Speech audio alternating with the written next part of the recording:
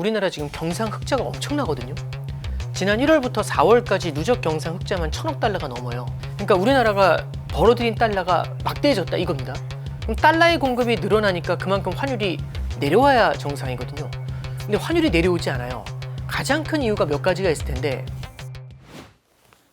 네, 신한 프리미어 패스파인더의 오건영 단장입니다. 지금 신한은행에서 근무를 하고 있고요. 신한 프리미어라고 신한은행하고 신한증권, 신한금융그룹에서 만든 자산관리 브랜드의 이 전문가 조직이 패스파인더라는 조직이 있어요. 그래서 신한 프리미어 패스파인더에서 이제 단장 역할을 수행하고 있습니다. 이제 오늘은 제가 이제 매크로 경제를 보거든요. 환율이라든지 금리라든지 또 여기에 영향을 주는 주요 요인들이 있습니다. 예, 그런 것들에 대해서 좀 포괄적으로 한번 좀 말씀 전해드리도록 하겠습니다. 최근에 신간 부의 갈림길을 출간하셨는데 소개 부탁드립니다. 이번에 이제 부의 갈림길이라는 책을 좀 냈는데요. 개인적으로도 고민을 좀 많이 하고 있어요. 예를 들어서 이제 갈림길이라는 걸 한번 잠깐 생각해 보죠.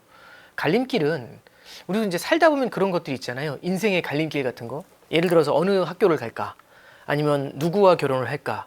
내지는 어떤 직장을 택할까? 어떤 잡을 택하는 게 좋을까? 뭐 이런 것들 고민 되게 많이 하지 않나요?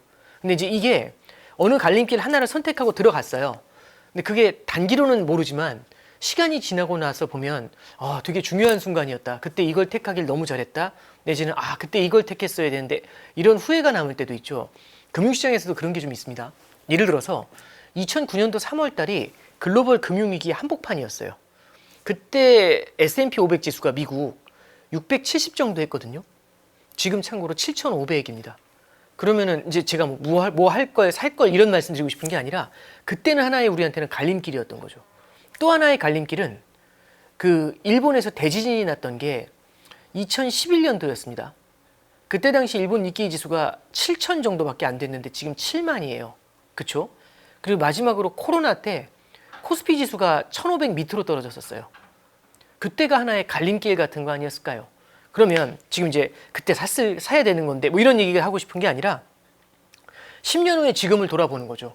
10년 후에 2026년을 딱 바라봤을 때 어쩌면 그때가 되게 중요한 갈림길이었네 라는 생각을 할 수도 있잖아요.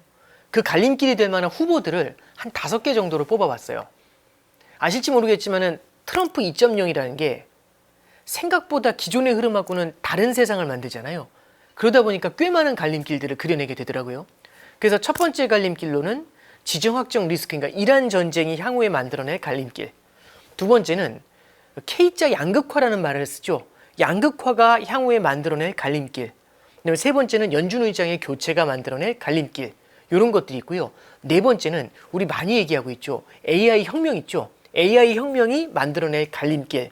마지막으로 우리는 미국 투자를 되게 좋아합니다. 그게 여전히 유효할지 미국 투자라는 갈림길. 요 5가지를 갈림길로 놓고 이게 향후 10년 후에 돌아봤을 때 되게 중요한 이슈들이 되지 않나 싶어서 거기에 대해서 한번 좀 다층적으로 고민을 해본 그런 책입니다. 최근 원달러 환율이 1,500원대에서 내려오질 않는데 그 이유는 무엇인가요? 일단 첫 번째는 환율이 올라가는 원인은 그러니까 참 저희도 좀 어렵게 생각하고 있어요. 왜냐하면 우리나라 지금 경상 흑자가 엄청나거든요. 지난 1월부터 4월까지 누적 경상 흑자만 1,000억 달러가 넘어요. 원래 연간으로 1,000억을 때려도 되게 잘했다고 얘기하거든요. 근데 4개월 만에 1,000억 달러 수익이 나니까 이거 엄청난 거죠. 그러니까 우리나라가 경상수지 흑자 수출 같은 걸 통해 가지고 벌어들인 달러가 막대해졌다 이겁니다. 그럼 달러의 공급이 늘어나니까 그만큼 환율이 내려와야 정상이거든요. 근데 환율이 내려오지 않아요. 가장 큰 이유가 몇 가지가 있을 텐데 첫 번째는 요거겠죠. 우리나라 사람들이 해외 투자에 눈을 떴다는 거. 근데 여기서 우리나라 사람들이 단순히 서학 개미라면 말하지는 않을 겁니다. 서학 개미도 있겠지만 우리나라 개인들이 미국의 주식이라든지 미국에 채권 투자하는 사람들 많죠. 그리고 또 하나는 우리나라 기업들도 미국에 투자하고 싶어 하죠. 왜냐하면 트럼프가 얘기합니다. 미국에 투자를 해야 관세를 면제해 주겠다고. 그죠? 그 다음에 세 번째가 한미전략투자공사가 6월 중순, 6월 18일이었을 거예요. 그때 이제 출범을 했는데 한미전략투자공사가 뭐냐면 작년에 트럼프 행정부에서 관세를 갖다가 낮춰주는 대신에 미국 투자를 늘리라는 얘기를 하면서 3,500억 달러 투자에 대한 얘기를 종용을 한 적이 있어요. 그걸 우리는 이제 받아들였고 그 투자가 집행이 돼야 되겠죠. 그래서 그거를 진행을 하는 곳이 바로 한미전략투자공사가 됩니다. 그러면 개인도 서학개미로 기업은 관세를 피하려고 정부 같은 경우는 전략투자공사의 이름으로 해외에 투자를 하게 되죠. 가계 기업 정보를 그 경제의 3주체라고 합니다. 우리나라 경제의 3주체가 결국에는 해외 투자를 늘리는 그런 모습을 보여주죠. 그러면 경상에서 흑자가 나더라도 우리가 해외 투자가 늘어나니까 원화를 팔고 달러를 사서 나가는 수요가 생겨난다는 거죠. 그래서 이런 것들이 결국에는 환율의 상승을 좀 가리키는 면이 있고, 두 번째는 미국, 이제 우리나라 주가가 굉장히 많이 오르죠. 전체적으로 우리나라 주식이 한동안 좀 머물렀던, 그러니까 우리가 뭐 국장 탈출은 지능순 이런 얘기 했잖아요. 외국인 투자자들이 우리나라 주식에 투자할 때 여러 곳에 투자하고, 우리나라는 사실 시장 캐파가 작아요. 그래서 많은 금액을 투자하지는 않았지만, 문제는 이게 주가가 갑자기 막 팍팍 뛰어 오르는 거죠. 그럼 예를 들어서 한국에 대한 투자는 맥스가 2%예요, 포트폴리오에. 근데 삼성전자, 하이닉스가 너무 빨리 뛰니까 이게 2.2, 2.3 이렇게 비중이 너무 올라가는 거죠. 그러면 2%가 맥스인데 이 위로 뛰어 올라갔으니까 이만큼을 팔아야 되지 않습니까? 그러면 이 주식을 팔고, 그렇게 받은 원화를 팔고 달러를 사서 해외로 보내겠죠. 근데 계속 올라오니까 2 넘었을 때 계속 파는데, 파는 족족이 계속 환율은 오르잖아요. 계속 보내니까. 그런데도 계속 주가가 세니까 계속 올라오는 모습이 나타나는 겁니다. 그래서 이건 이제 우리는 어려운 말로 해외 투자자들, 결국에는 해외 주식 투자자들의 리밸런싱, 이게 환율을 끌어올리는 요인이 된다라고 하고 있죠. 그래서 이 두 가지가 전체적으로 환율을 끌어올리는 그런 요인이 아니었겠는가, 그렇게는 좀 보고 있습니다. 그러면 1,500원대 환율을 뉴노멀로 받아들여야 하는 걸까요? 이제 이렇게 보시면 좋을 것 같아요. 이건 참 어려운 얘기인데요. 사람들의 마음속에 적정한 환율이라는 게 무엇인지가 되게 중요한 것 같아요.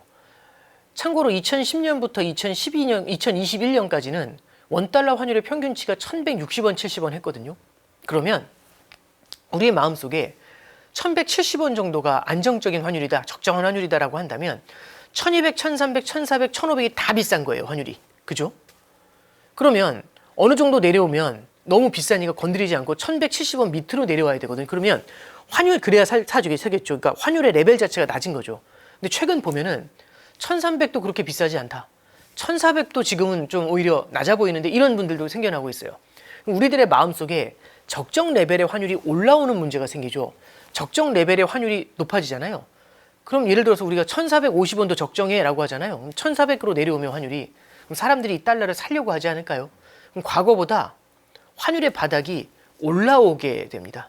그러면 고환율의 고착화가 이루어질 수 있죠. 그래서 당장 환율이 지금 높아졌다, 이것보다 더 무서운 건 뭐냐면, 환율이 높아진 상태가 장기간 유지되죠. 이건 우리한테 더욱더 큰 스트레스를 줄 수가 있습니다. 그래서 오히려 이걸 좀 더 주의 깊게 바라봐야 되지 않나, 그런 생각을 하고요.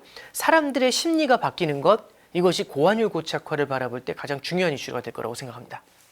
과거보단 고환율 타격이 적을 것이라고 보는 관점도 있는데 단장님의 견해가 궁금합니다. 예, 이제 저는 그렇게 생각해요. 그러니까 물론 과거에, 지금 보면은 우리나라 원달러 환율이 2009년에 금융위기 이후에 가장 높은 수준으로 뛰어 올랐거든요. 그럼 잠깐 생각을 해보면, 그럼 2009년도를 잠깐 생각해보면 그때는 너무 암울했죠. 그때 코스피 지수가 1000포인트 밑에서 놀았어요. 반토막 났거든요. 2000까지 올랐다가. 그리고 전체적으로 우리나라 경제가 너무 힘들었었죠. 그게 금융위기 때로 우리는 기억을 합니다. 그때 당시에 환율이 오른 이유는 자본 유출 때문에 올랐어요.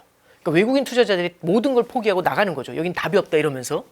근데 지금 환율이 오른 이유는 제가 앞서 말씀드렸던 것처럼 해외 투자의 증가, 내국인의 해외 투자 증가라든지, 아니면 외국인들의 주식 리밸런싱, 그러니까 우리나라 주식시장이 너무 오르거나 우리나라 투자자들이 해외 투자를 잘하다 보니까 나타나는 현상이잖아요. 그러니까 외국인들이 답이 없어서 도망가는 거하고 우리가 능동적으로 투자를 하거나 아니면 우리의 자산이 오르는 건 전혀 다른 요인이죠. 그래서 과거와 똑같은 잣대로 지금의 숫자를 바라보면, 환율을 바라보면 좀 차이가 큰 것 같아요. 그런 면에서는 2009년도하고는 다르다라는 말씀 드릴 수가 있는데, 그럼에도 불구하고 불편한 거는 환율이 높은 상태를 오랜 기간 유지한다는 겁니다. 환율이 높으면 수출 잘 돼서 좋잖아. 문제는 수입 물가가 올라가요. 그게 고유가하고 붙으면 우리나라 인플레이션 압력을 되게 크게 높이는 그런 악재로 작용을 할 수가 있습니다.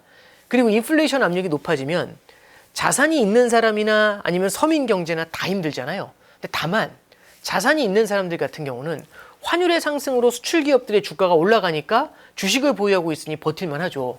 그리고 또 하나는 달러 자산도 보유할 텐데 환율이 올라가면은 이 달러 자산의 가치가 뛰면서 물가가 상승하는 걸 어느 정도 해지할 수 있죠.